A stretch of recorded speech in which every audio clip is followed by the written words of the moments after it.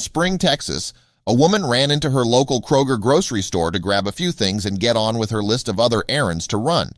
However, things didn't go as simply as she had hoped when she was refused service, because she disgusted a particular employee who took one look at the shopper and said that she was sick of people like her. Before we continue, please take some time to subscribe to Dailydose, like, and share this video with your friends. Meredith, who didn't feel comfortable releasing her last name, had checked everything off of her shopping list and headed to the register at the front of the store.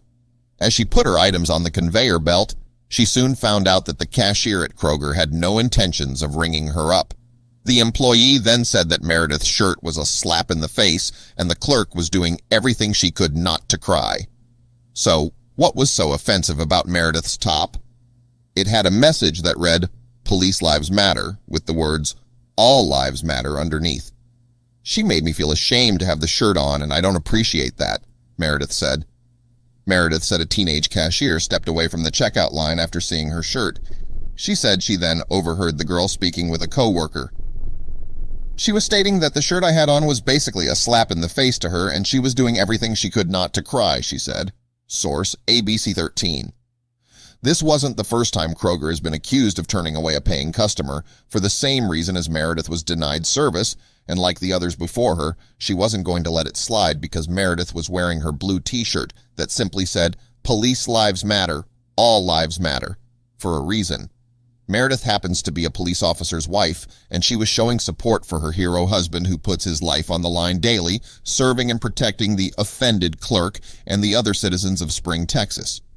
Sadly, the cashier didn't like what she was advertising and refused to ring her up, regardless of the fact that the employee is not in charge of anything other than running her cash register. Right after Meredith left the store, she let others know what happened to her there, including Kimberly Colley, who is the executive director of the Blue Bow Foundation, which supports police officers and their families. Colley was disgusted by this employee's actions, but more so by the complete lack of response on the matter from Kroger.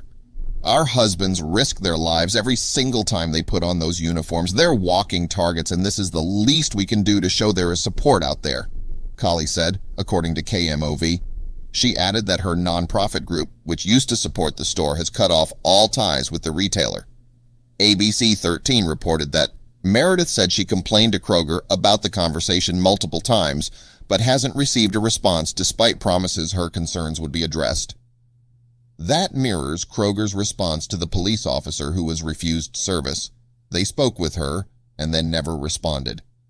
Meredith doesn't want the cashier to be fired, but she doesn't think that the store should refuse service to somebody over their shirts.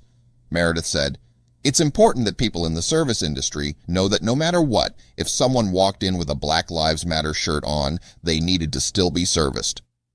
This is now at least the second time a Kroger employee is accused of disrespecting either a police officer or their family. A worker at a Louisiana location reportedly refused to serve a female cop, and the store didn't seem to care when it was brought to their attention.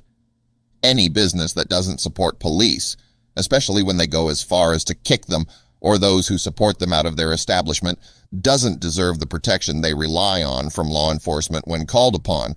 These companies should be blacklisted by police and forced to sort out tense situations for themselves.